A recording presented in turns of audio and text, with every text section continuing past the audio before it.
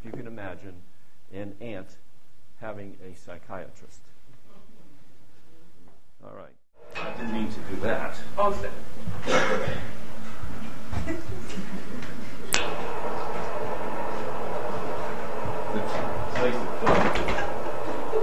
Okay. You're going to now see a work system in the ant colony. You can see from the shot that's coming up that it goes out into the ant colony, and Z appears to be already concluded. He's in, with his psychiatrist, he has come to the conclusion that he's totally insignificant. There was one of 10 billion ants and so on, or even more than that. But as this unfolds, I don't want you to blow this off because it's an animated film. I had a student one time storm out of my class about 15 years ago because he felt I was insulting him by showing cartoons. This is not a cartoon. It's a highly artistic animated film. It's done by real grown-ups, you know?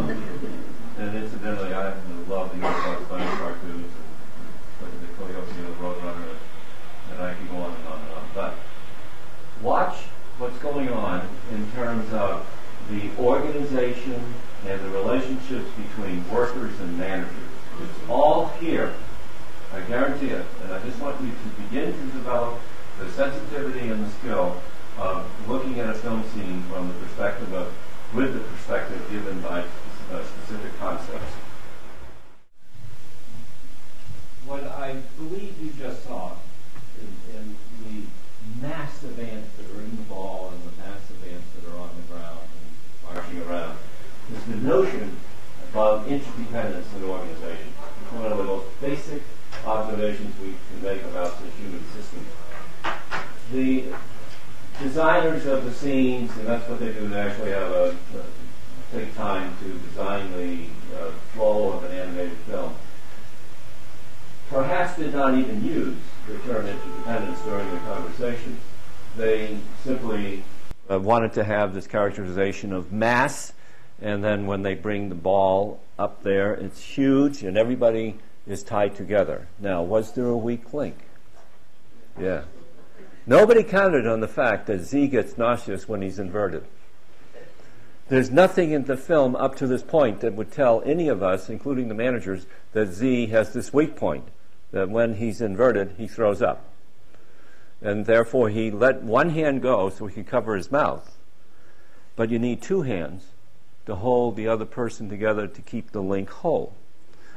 Now the film is going to go to a different place. And here, so far, by the way, we started out with the observation of Z didn't appear highly motivated, but what was her name? The woman? Pardon? Azteca. You can see the contrast between Azteca and Z. Z doesn't like his job. Azteca is upbeat, whether that's synthetic and some sort of a mind game she's playing on herself is not material. She's an entirely different personality in this larger scheme of things. Now, I think the film is at the point where we begin to see General Mandeville. I commented briefly, and unfortunately lost the sound. I'll coordinate with them. Perhaps every time I stop the VCR, something happens in the control room and so on. But you saw General Mandeville, voiced by Gene Hackman. In Chapter 1, in Module 1, there is the discussion about Theory X and Theory Y. You might have seen it, as I said, in another class. Theory X, straightforward, is a more authoritarian, dominating approach to managing people. Theory Y has a set of assumptions that says people can contribute positively to the work system because they have certain talents. It accepts the notion that there's a wide range of differences among people, but we can channel those differences into a final result. I wanted you to see this part of it because I want you to tell us which theory, X or Y, best characterizes General Mandeville. Straightforward. Right out of the textbook. Now, perhaps the animation designers, and these characters are all designed by specific people that specialize in it, perhaps knew something about Theory X and Theory Y because they wanted to present this character in the authoritarian way he's presented. These are the establishing scenes at the front end of the film. You've seen Z, you've seen Azteca, you get an idea of the characters, and you see General Mandeville, and you see a couple of other characters, and they all play a role as the film unfolds. But this part of it is straightforward principles of management out of Chapter 1. There's some aspects of scientific management in the film because every one of them has a pick. They have a specific function, a specific job to do. Theory of administration talks about division of labor and so on. There's a clear division of labor here. In fact, they get a division of labor rather early, do they not? When? When they're larvae. Come across? Worker. Put a pick on the body. Or a, whatever the next one is, a soldier, thank you. Put a hat on him. So the division of labor is decided in the ant colony early on, and that happens to be true of ant colonies. Now it's a question of whether it's true of human colonies called work organizations, and that's going to have a great deal of variety. All right. Now, assuming we can make this work.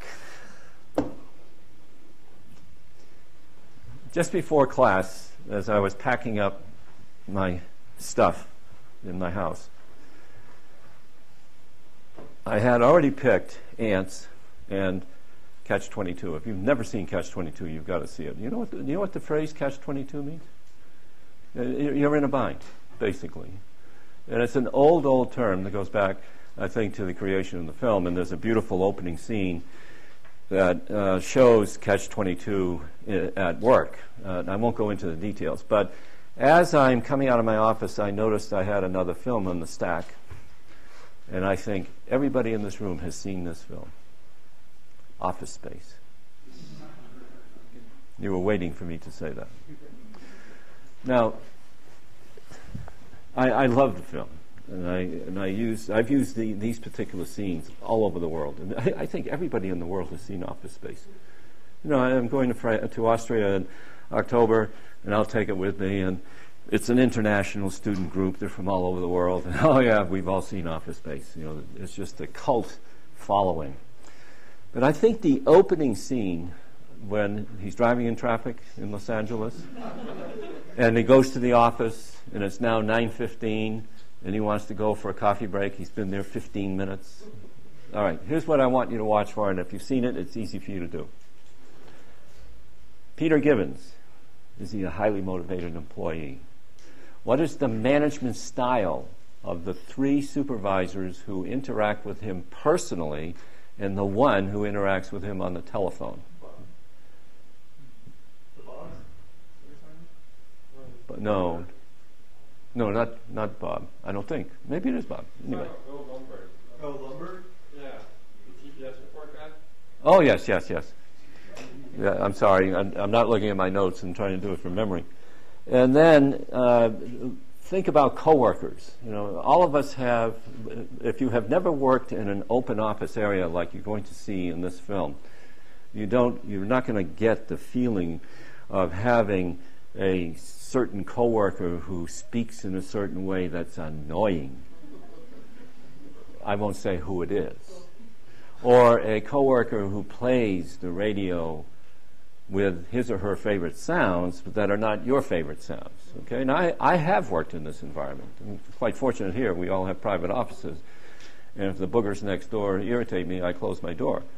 But the open office space is one where sound travels, interactions are easy and flowing, and so on. So let's sit back and see how much you can see about management that is sort of the anchor of Module 1 in this scene.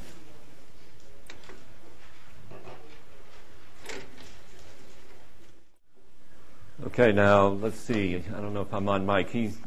The operator killed my mic so we wouldn't get feedback. Let me coordinate.